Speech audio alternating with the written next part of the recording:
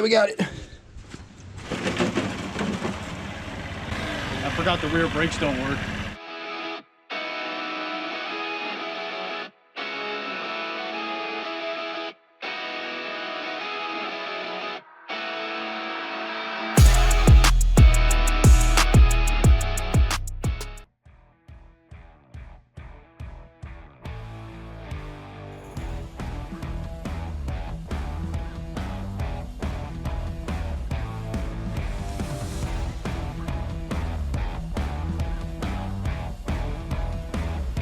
As you can see from the title, we picked up a Honda Elite 80. Don't even know what year it is. I gotta look under the frame to see the VIN and see what year it is. But yeah, this thing's in pretty good condition for what it is. Looks like it's taken a couple falls, and it does not have a key cylinder for the rear seat.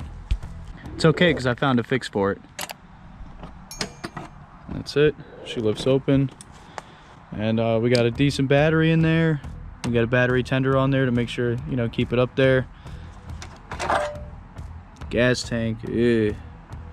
The inside's a little rusty. The previous owner was putting seafoam in it to kind of keep it a little bit better, but we do have an issue under this panel. As soon as I pull it off, the carburetor's there with a fuel filter, and he's gone through a couple of fuel filters because it just has rust in it. This thing does kind of run on its own sometimes. There we go. So if we get our handy dandy key, one click, and once you see the taillight on, that's how you know it's on, and it might start up. Oh, damn.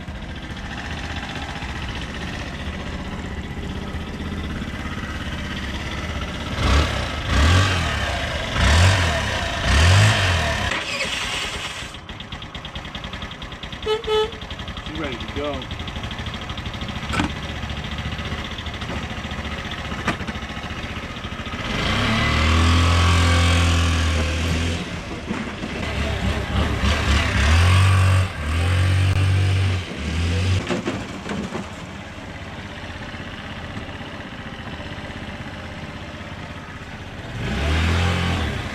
Forgot the rear brakes don't work. So I've already taken this thing out on the road one time just to see how far it can go, and honestly it only lasts about 5 minutes down the road before it just dies out, and then you can't start it. After it's been sitting for a little bit, I guess some gas will get by the fuel filter because it seems to be clogged with some of the rust, and then it's got enough to run for another 5 minutes. But right now it seems like it's going pretty strong.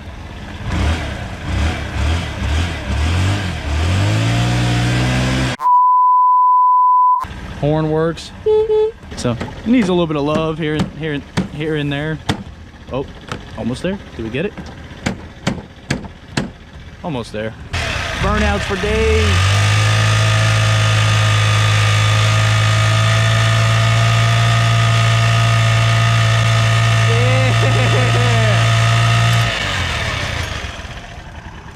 Yeah.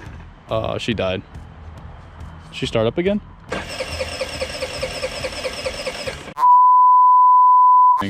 So if I have to, I'll go through the bag, but we'll throw a new one on there and see what happens.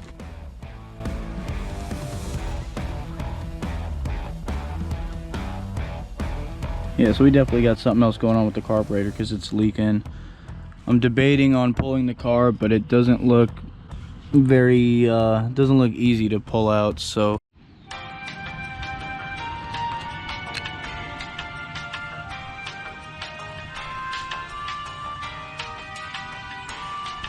I have the carburetor completely taken apart, and I am just going to end up putting it in the ultrasonic cleaner to make sure it's all cleaned up. Not only that, I want to take the fuel tank off and flush it out completely. Not only flush it out, but put some white vinegar in there to clean up some of the rust so we don't have more issues like this, so the fuel filter isn't getting clogged up. I'm going to move the XR, I'm going to get to the Honda, pull the seat up, and then see what it takes to get the gas tank off.